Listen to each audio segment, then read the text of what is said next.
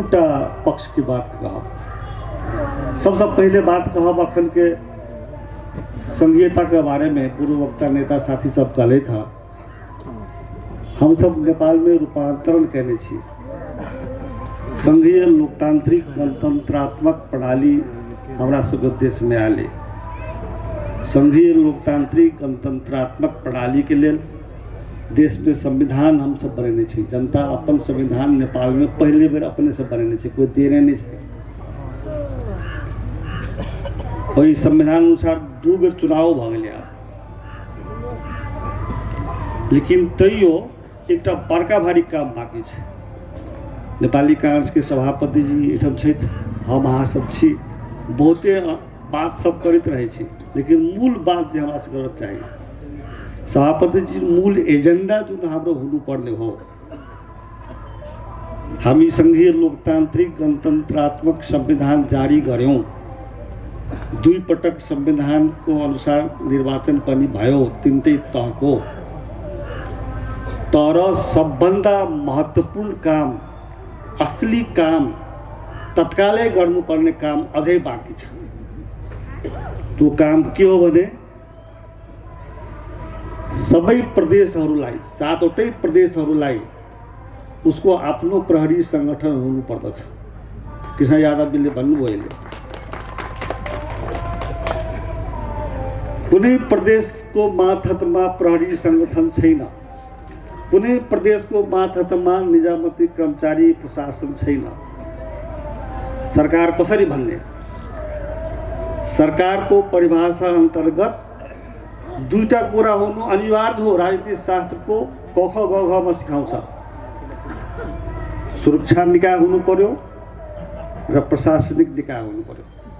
अरु हुँदै गर्छ, पछि भए पनि हुन्छ, ढिलो चाँडो भए पनि हुन्छ, तर यो 2टा तत्कालै हुनुपर्छ, जुन अहिलेसम्म 2 पटक चुनाव भइसकेपछि पनि भएको छैन। मैले सभापतिजीलाई एक्लै भेटेर पनि भनेको थिएँ।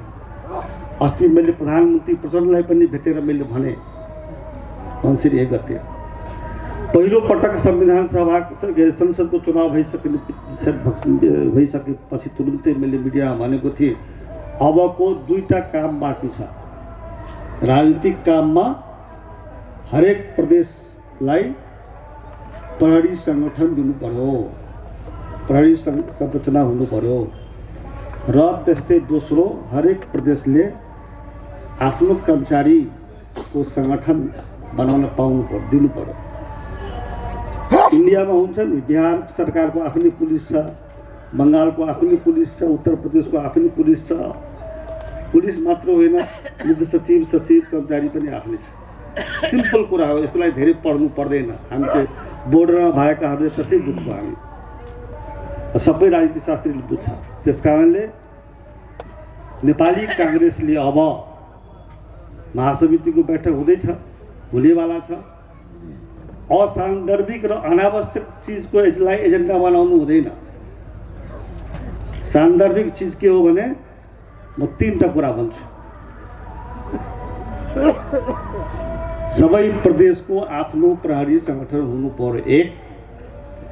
सबै प्रदेशको आफ्नो कर्मचारी संगठन हुनु पर्यो, संगठन मतलब प्रशासनिक संरचना हुनु पर्यो, निजामती कर्मचारी, 2। र स्थानीय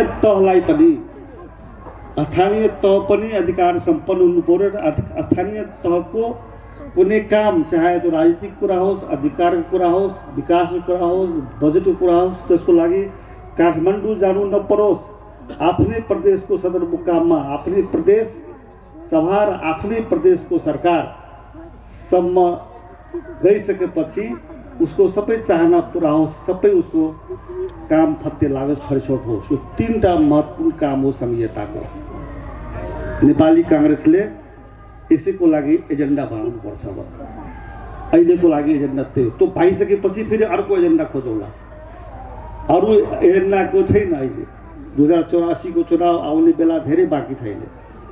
अहिले पहिले गर्नुपर्ने तत्काल काम गरौँ र त्यसको लागि मध्य प्रदेशले अग्रसरता लिएको छ। कृष्ण यादवजी धेरै अग्रसरता लिनु भएको छ।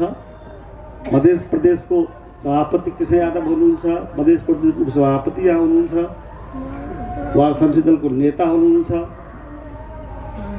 उहाँले राम्रो कुरा भन्नुभएको छ र म उहाँलाई आश्वस्त गर्न चाहन्छु, प्रहरी संगठन पाउनको लागि, निजामती कर्मचारी संगठन पाउनको लागि र स्थानीय तहलाई अधिकार सम्पन्न बनाउनको लागि तपाईले मध्य प्रदेशको कांग्रेसले अग्रसरता ल्याओस्। तपाईको पछाडि हामी सबै छौँ, हामी हुन्छौँ। र त्यति मात्रै होइन, म सरकारलाई, प्रधानमन्त्रीलाई पनि भन्न चाहन्छु यहाँबाट, मधेस नेपालको इतिहासलाई हेर्ने हो भने जतिवटा क्रान्ति भएको छ, आन्दोलन भएको छ, परिवर्तन भएको छ, सबैको अगुवाई मधेसले गरेको छ। त्यसको तथ्य चाहियो भने पछि दिउँला, र त्यसको नेतृत्व नेपाली कांग्रेसले गरेको छ। हरेक आन्दोलन र क्रान्तिको नेतृत्व नेपाली कांग्रेसले गरेको छ, र त्यो नेतृत्वमा सबभन्दा बढी नेतृत्वलाई साथ दिएको छ हिमाल, पहाड, तराई, मधेस भन्ने मधेसले दिएको छ। म आज जनकपुर, धनुषा जिल्ला, मध्य प्रदेशका 8 जिल्ला र मेचीदेखि महाकालीसम्मका मधेसका सबै नेपाली कांग्रेसका साथीहरूलाई म सभापतिजीको सामनेमा आह्वान गर्न चाहन्छु कि संहिताको लागि जुन यो बाँकी र पहिलो गर्नुपर्ने काम, बाँकी काम त धेरै छ, तर पहिलो गर्नुपर्ने काम के हो भने सबै प्रदेशले प्रहरी संगठन पाओस्, सबै प्रदेशले निजामती कर्मचारी प्रशासन पाओस् र सबै स्थानीय तहले आफ्नै प्रदेशको सरकारसम्म पुगेपछि उसको सबै काम पुरा होस्, काठमाडौँ जान नपरोस्। यो 3 किसिमको कामको लागि, राजनीतिक कामको लागि हामी अगाडि बढौँ।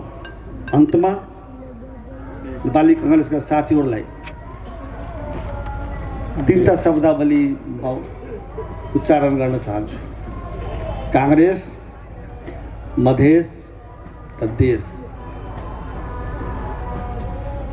कांग्रेस, मधेस र देश, यो 3टै हामी एकाकार हौं। मधेसमा कांग्रेस बलियो भयो भनेदेखि देशमा कांग्रेस बलियो हुन्छ। यसै कामको लागि नेपाली कांग्रेसका आदरणीय सभापतिजीलाई, उहाँको हात हामी मजबुत गरौँ, उहाँको पछाडि हामी छौँ। तपाईँ निश्चिन्त भएर अगाडि बढ्नुहोस्, तपाईँलाई आश्वस्त दिन चाहन्छु। पुनः राजकिशोर सिंह प्रति श्रद्धा सुमन अर्पण गर्न चाहन्छु। धन्यवाद। जय नेपाल।